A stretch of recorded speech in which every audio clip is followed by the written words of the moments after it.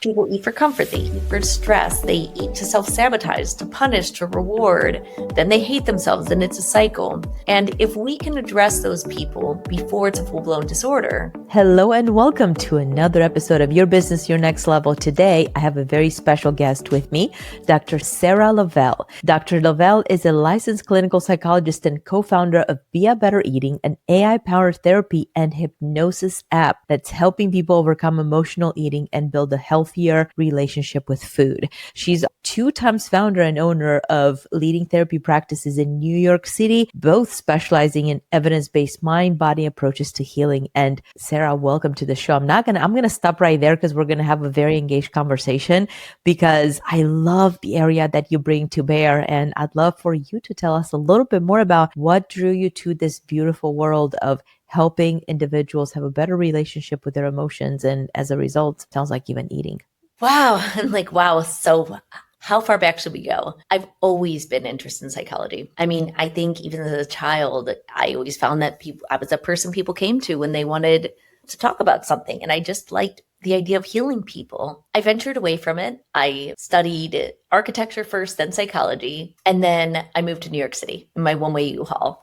I never thought I was going to do that. But after visiting a friend in New York from Ohio State, she said, well, why don't you just move here? And I thought, I can't move to New York City.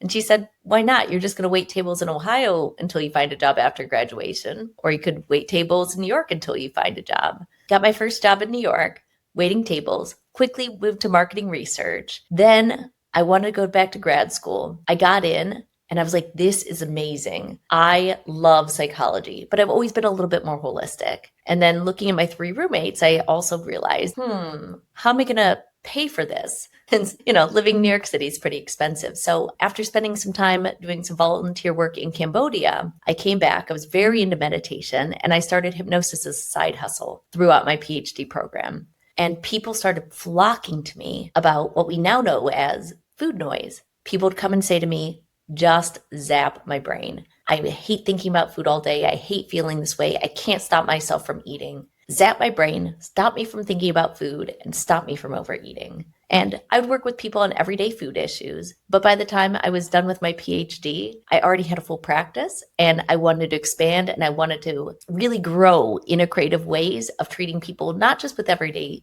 stress eating that I did before, but also people that range from everyday stress eating to full-blown eating disorders. And by integrating things like meditation and hypnotherapy to traditional therapy that's already evidence-based and effective, you produce a lot more change in a person, right? You could actually teach a person to quiet their thoughts. And I tell you, as someone who had a very, very hard time quieting her thoughts for many, many years, I found that some of the things that you're talking about are very powerful. And yet I do have friends who are psychologists and psychiatrists, and they're very much focused on the traditional way of doing things. It's hard to get, it seems like, a lot of physicians out of, whether they're psychiatrists or on the psychology side, it's hard to get them to say, think about something different. What is your mission in that realm? Because obviously you're making huge inroads in helping individuals at that intersection of psychology and neuroscience and technology now. How can we make a shift so that more physicians and more practitioners can understand the power of hypnotherapy and some of the things that you do in your day-to-day practice? Yeah, like what I always joke about our practices is, I have one in hypnotherapy, one in EMDR. Next year, we're opening one in integrative psychotherapy. So we won't be prescribing the medications, but we'd be pairing with the psychiatrists that do, and another specifically eating disorder clinic. But I've always said we're a little bit left of center. We are the people who went through the schooling, and we all felt like, I think there's something more, right? EMDR is amazing for trauma. Not so many PhD programs teach you about it. I could speak to PhD programs, and from what I hear, medical schools are the same. You're kind of trained in a narrow way of doing things. So you get a lot of education. And part of that is you need all that education to even meet the state requirements. So you're not even thinking integratively through school. You're thinking, okay, get through these courseworks, get through this, get through the EPPP, go to my internship, do everything I need to do to get licensed. And in that time, you don't really have to think, like, you're not going to have the time to do these things that you're not going to learn in school. When people join our therapy practices, they go through a very thorough training. So there are already people who have PhDs or PsyDs, but they go through a very thorough training through our practice to learn these integrative methods. And, I think more people are getting open to it because they see more people want that. But traditional schooling, it doesn't lend itself to those things.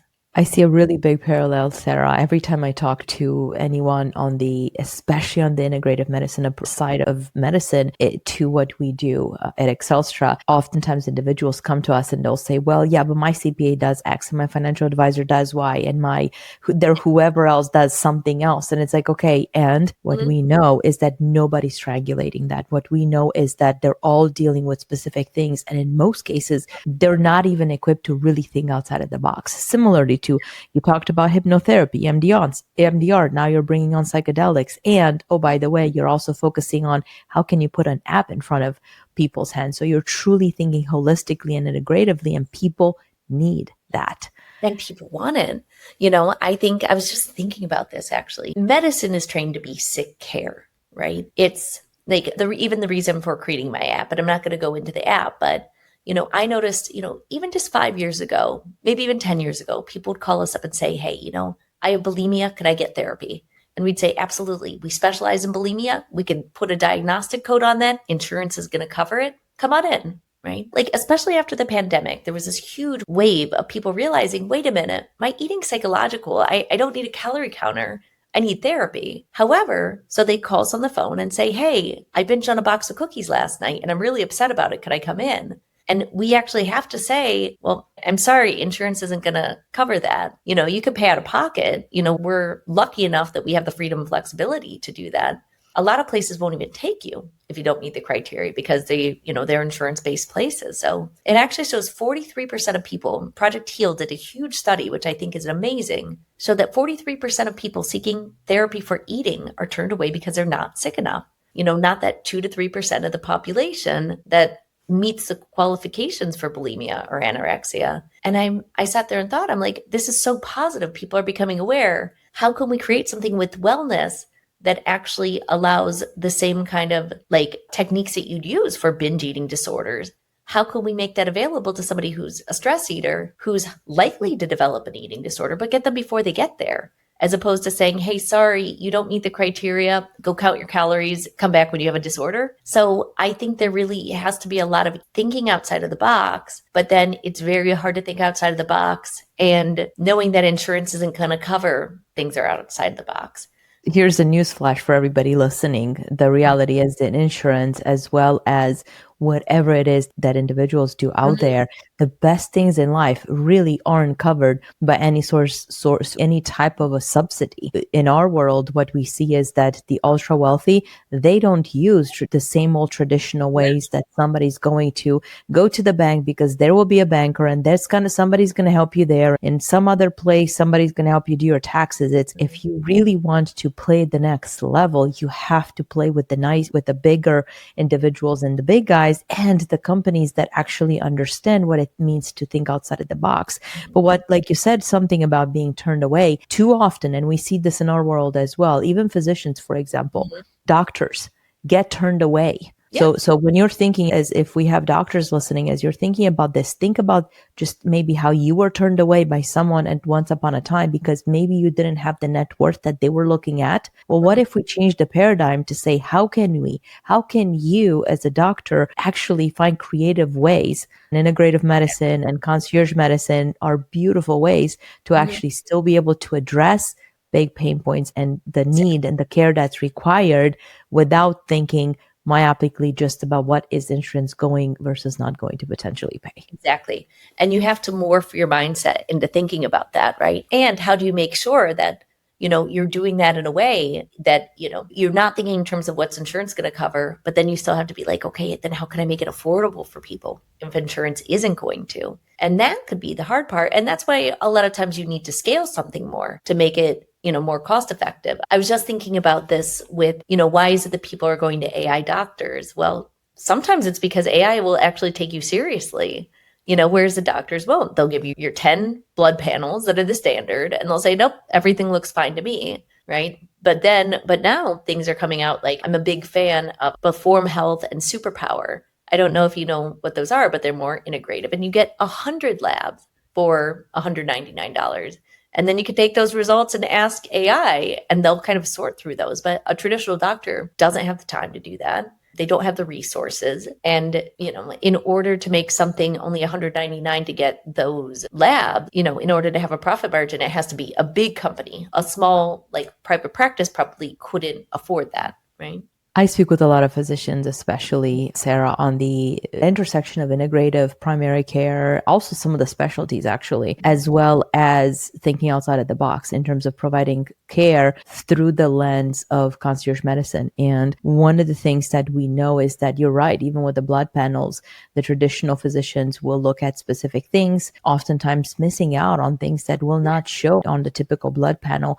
And what we also know, and we see that there again is another parallel. This is probably why I love working with doctors, is the fact that really being truly integrated across different areas of expertise goes a long way for the patient, in our case, for the client, not understanding that this problem over here or this particular little thing over here that might be seemingly insignificant could cause massive ripple effects down the road. A primary example, and especially here in New York, as well as some of the other states where taxes are high, income levels are high, individuals think that, hey, just for example, paying more in taxes, it's fine because it comes with the territory. Well, what if you could make it shift 20, 30, 50, 60% lower year over year? What would that do to your finance bottom line? It's same thing on the medical side. What if you could just have one blood panel that shows you more in depth, and obviously has to be coupled with a physician or a solution that will give you more insight, can make a world of difference in the patient care.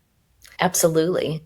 Absolutely. And then, I was thinking as you were talking, I do feel like another thing that keeps us from thinking outside of the box is just the idea of lawsuits. It's especially medical, that sometimes it's like, okay, well, it would be great to actually analyze each patient individually, seeing for the appropriate level of care, or if we need it, but a lot of times it's like you don't want to deviate too much, because the more you deviate from whatever's just kind of standard, the more risk you're taking on. And so then sometimes then you have to like implement these kind of cold, okay, well, like kind of screening rules, like who's appropriate or not, as opposed to having more nuance. And it's not something you like. And so you're kind of balancing, how much risk do I want to take? Because I think thinking outside the box is worth it, versus how much do I want to kind of just go with the standard because that's going to keep me the safest. And you are constantly afraid of those things. And I see that often. And one of the things that I've seen, especially with concierge medicine doctors, those that have really taken their practices very seriously, to say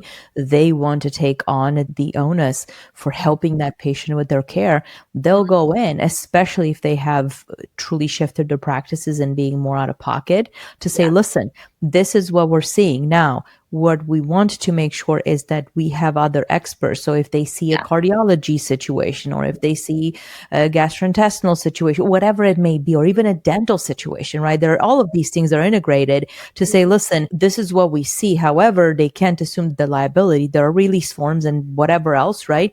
To say, listen, it needs to be comprehensive. You need to see these other specialists, versus being so high level that they are, and they're so risk adverse that they don't really go into the depth. And at the end of the day, many of them, I know because I've spoken with many of them that haven't really changed the way that they run their practice. They think to themselves, well, I could do more. However, just like you said, they can't assume the risk. They can't really think outside of the box because they're contained. So now they're not happy. They know that their patients could be doing better and continue doing the same thing, because that's the part of the structure. Listen, it's the same, not just on the medical side. We see it on the financial side all the time. And you want to know where else I see it often? With attorneys. My gosh. Everybody's scared of their own shadow. They can't do this and they can't do that. And at one point I had a conversation. I have a lot of attorneys that are really close friends. And I called one of our attorneys and I said to him, I said, let me understand. I said, this past weekend, I just talked to 6 dear friends of mine on one particular question that came out resulting out of a conversation with the client. The client was trying to do something very specific with their estate planning and their legal, their tax situation, everything else. And I was asking this friend of mine, I said, I literally got 7 answers. So which one is right? And he said, all of them. I said, really? This is exactly why people are in a doozy and they don't know which way is up, and they end up implementing something that's truly incorrect for them because every single answer is right within a standard degree of deviation. And we all know what happens if you put even just the 1 degree of deviation, you're going to end up in a very different place than where you intended to. Exactly. And then a lot of things too, like especially with therapists, like the legal and the ethical are at odds with each other. So for instance, say, we in New York State, you could only see patients in New York State if you're licensed in New York State, right? But say you have a patient who goes on vacation to California and they call you and they all of a sudden they go through a breakup, they're actually suicidal. Do we have an appointment with them virtually or not? Because at that point, ethically, this person is in crisis. And, a lot of places would just say, like, look, I'm afraid find myself afraid to say this even on the podcast, right? A lot of people just say like, nope, hard and fast rule. You can't see that patient, even if they're a crisis, right? Now the boards and like legal tends to have some leniency. So, are you going to be a practice that says, as long as we can prove our legal and ethical judgment, we intentionally decided to see somebody across state lines because we felt like it was worth it for that patient? Or do we say, nope, this is the most safe for us, even if they're in a crisis, can't see somebody across state lines? And people navigate that very differently. Some people just don't care. They don't even realize they can't see people across state lines, right? What comes to mind as you're speaking about that was actually, interestingly enough, one of my old clients that used to work for a bank in New York. And when he came to us, he was obviously on the banking side. He came to us and we looked at very specific designs for his wealth, did very well for himself. And it got to the point where we looked at some designs and he said, nobody's ever talked to me anything about anything that looks anything like this. So why don't you go back to the financial advisor, wealth manager that you've been working with and bounce some ideas? Come back and we'll talk. So he went to the wealth manager that he had been working with for over 10 years, Sarah, over 10 years. And when we first started working together, I said, so how often have you been seeing this person? Well, a couple of times. Wow. A couple of times in 10 years. That might seem like a lot to some people. Yeah. So he comes back and I said, so what's to say? And he said, what I found out, and this is where it just broke my heart. It broke my heart because he was trying to make the case as to why what had been happening with his finances was okay, and why he didn't have access to the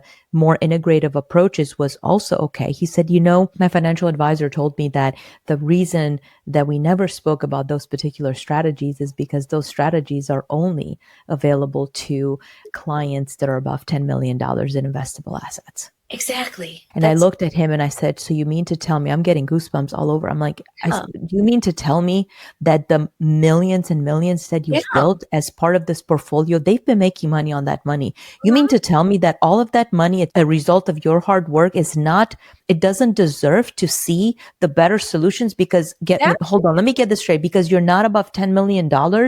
And he looked at me and he said, could I ask for more? I said, well, why would you not want to ask for more? There's a reason why, like, we do what we do, because just because you haven't met some sort of a threshold, and this is very prominent, by the way, with doctors, you go to school, you assume a lot of debt, you come out, you start living the life, you build a practice, whatever that looks like.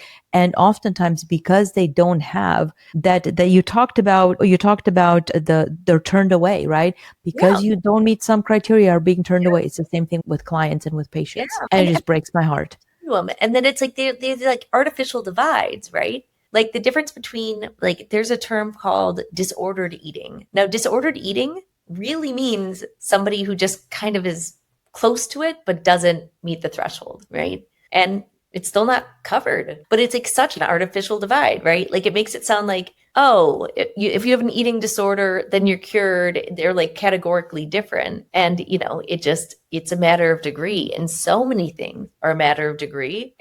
But we don't take it seriously until it like does that tipping point, right? Diabetes, tipping point. Yes. BMI, like this, and it's things, people, even like the idea of like health at every size. Some people can have a BMI that's higher, but have great cholesterol, great blood sugar, could actually be very healthy. And there could be people who have a lower BMI that actually have poor cholesterol. But we just have these like weird artificial rules that say just cut off and then you think about it. Right? It's, as you were talking about that, one thing that came to mind specifically for out of pocket is the addiction treatment as well. Absolutely. We work with physicians that are in that world. And what we know is that the whole 30 days, right? Somebody's in care for 30 days and then they go. And Yep. we ask ourselves why the likelihood of relapse is so high. Well, because if somebody's not incentivized to provide that care because the insurance doesn't pay for it, a person needs the help. That's probably the time when they need most help.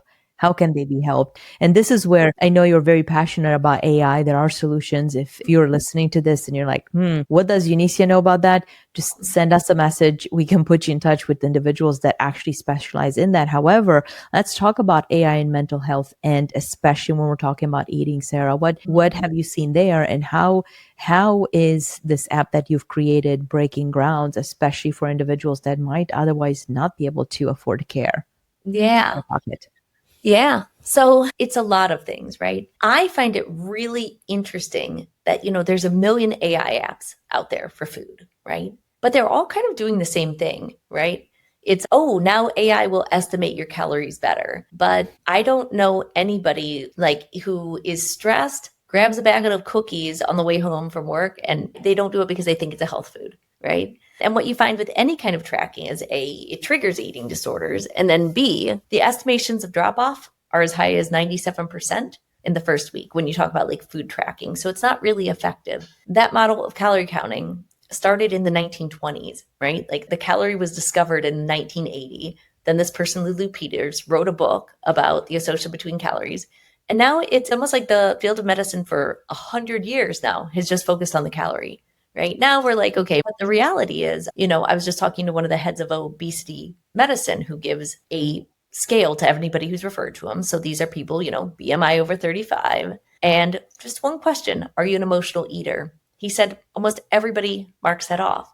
So you think about this, so then even within the clinics, they're given more nutrition advice, but that's not really their problem. For me, that's almost like telling an alcoholic, well, count your drinks more and think of the calorie content in your alcohol. And, and instead of realizing no, it's an addiction, right? People eat for comfort. They eat for stress. They eat to self-sabotage, to punish, to reward. Then they hate themselves. Then it's a cycle. And if we can address those people before it's a full-blown disorder, up to 60% of the population suffers from stress eating, some kind of form of emotional eating, stress eating, boredom eating. Yeah, only 2 to 3% of people are able to get any kind of therapy for it, right?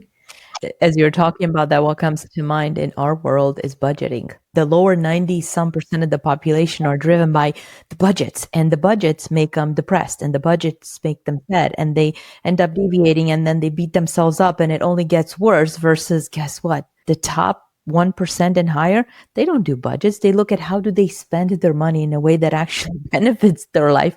It's the same exact way with all of the apps that just look at. A really interesting comparison, right? We make it sound like more rules around it's going to make it better. But if that were true, then over the last 100 years, we'd gradually be getting thinner, right? The scale doesn't help us lose weight. It tends to make our minds race.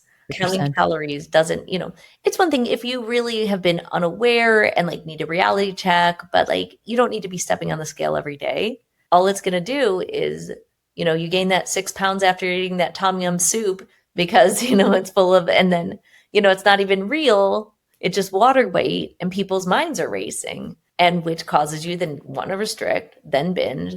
But yeah, making those tools accessible to everybody, I really see a path forward. And especially the Gen Z, people are starting to be aware that dieting triggers eating disorders, right? Calorie counting triggers eating disorders. It used to be that just psychologists knew that, or just people in the mental health fields. But the Gen Z, they make purchase decisions based on their mental health, and they want a mentally healthy approach to eating.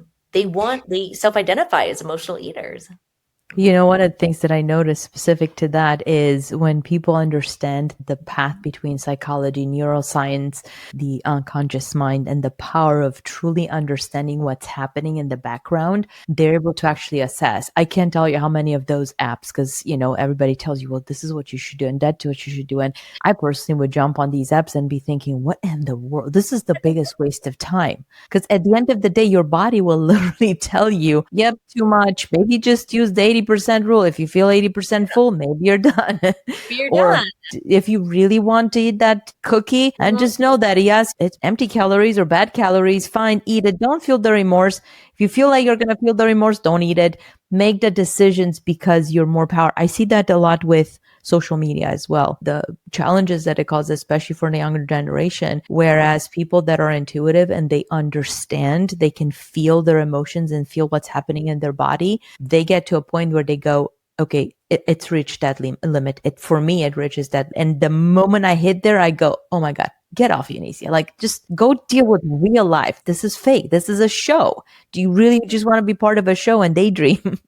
Yeah, exactly. And people gotten to the point where they just don't trust their bodies and they think they need to calorie count to know. But why don't we think that way about water? We don't like track our intake with water. We trust that when we're thirsty, we're going to drink it, right? I mean, you could have a goal to be drinking more water and things like that. But like in general, our bodies know what to eat. We feel better when we kind of eat to comfortably full, and then we eat again when we're hungry, and then eat again until we're comfortably full. Exactly. But we've been trained to think differently. And even with water, you and I both know that when people are thirsty and they must have a sip of water, it's not because they're just thirsty, it's because they're already dehydrated. Yeah, exactly.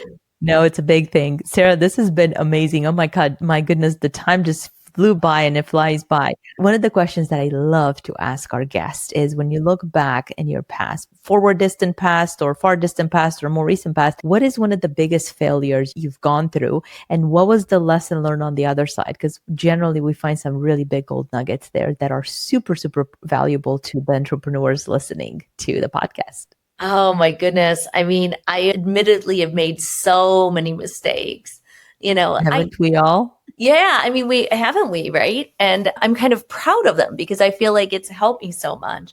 I mean, I think some of the biggest ones that I've personally made is, coming out of grad school and wanting to start a business and wanting to like set up structures to like incentivize people. But I made some pretty bad decisions because I put some structures in place that like rewarded people. And then it was like actually made it so I actually couldn't pay other people or even pay myself because I was paying people too much. And like actually having to kind of sit back and be like, oh, wait a minute. Yes, this works when we're a 3-person company. But if we have this structure when it's 20-person company, it's going to crumble me, right? Not communicating and taking a step back before I was like almost in trouble, right? And I actually think it's harder for people who really believe in people and want to give people everything, that it can feel cold at first to be an entrepreneur, to be like, I'm sorry, you can't get that raise. I know you want this percentage, but this is not what makes sense for the company. And I'm not able to do it. Or to be able to say, actually, I want to promote this person because, they're really doing well. And if I promote you and them at the same pace, that's actually not fair to them. That person's going over and beyond.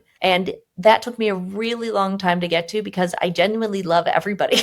I do. And it's like kind of a wish that companies could just make an endless amount of money and pay for everything, but to really think about my own values and making sure it's sustainable. How did you get to realizing that you had to make those tough decisions, especially for someone that loves everybody and you want to make sure that everybody's happy? Did you do that on your own, or did you do that with help from coaches and consultants that you might have had the pleasure to work I with? think back then I did it too late. I did it in the point that we were just way too crunched. And then I had to go back to people and I didn't want to and say, we have to change the structure. And I waited way too long. After that, I got some amazing coaches, especially launching my app. I restructured completely. And I was like, you know what? I'm going to need the help to restructure. And I got an amazing fractional director of operations to help me put structures in place. I have an amazing practice manager who's now been able to take those. I have a chief people officer fractionally who's helped create ratings that create fairness. And it brings me a lot of peace to have that kind of handholding because you don't learn that in a PhD program. You learn about mental illness. You don't learn how to create a business. And so, yeah, I've had a lot of really amazing mentors, and then also just kind of hiring people that have been in these worlds to help me create these structures. It's beautiful with everything that you just mentioned. I love the fractional approach, especially for entrepreneurs that are still growing. And what I tell folks all the time is you may or may not need somebody that's full-time. What you do need is someone that is truly unbiased towards your success, not towards their bottom line, but truly towards your success. And when you find those people, we see it across the board, whether it's medical, whether it's health, like more integrative dentistry, we see it obviously on the financial side. We see it in every aspect of life. And it was actually one of the attorneys that we had on the call. She said she has grown very sizable empire. And she said one of the things that she wishes that she had earlier on was more unbiased support. Everything that you just mentioned is a direct reflection of that. Sera, as we're wrapping up our episode today, are there any special thoughts that come to mind? Particularly, they can be focused on our conversation today, or, even from the standpoint of some of the things that you're focused on, whether it be the app or the psychedelics, bringing kind of fresh ideas into the world. What would those thoughts be? I think it's when you believe in what you're doing, you're less afraid, right? And I don't know how to wrap my head around that, but, even doing something like psychedelics, right? I know I'll put the legal structures in place. I know I'll put the right screening processes in place. And, there's always that part of you like, oh, is that a lot of risk? You're doing psychedelics, but then you're like, wow, the research is there. I have a great team who's done amazing trainings with the best in the field. And you're like, I can help so many people with this that it's worth navigating those risks. Then those thoughts get quieter. 100% they do. And you mentioned something also very critical is they've worked with the best, they've trained with the best of the best. That's where you want to be in any situation is who are you working with? Who are they surrounded by? Who's in their corner? What conversations are they at? And what are the closed doors that they get to benefit from on the other side? Because then ultimately you end up benefiting from that as well. That's beautiful. Exactly. Yeah. Well, Sera, thank you so much once again for joining us on the podcast today. And as you're listening to this, don't forget that what Dr. Sera said is real in every aspect of life. So if you're battling with the fears or the unknowns or where can you go, just find some resources. And if obviously you're struggling with eating, go check out the app and get yourself more educated on what are the things that you can do to gain control of that without having to listen to the noise of what social media and the media out there is telling you, because generally that's probably flawed already.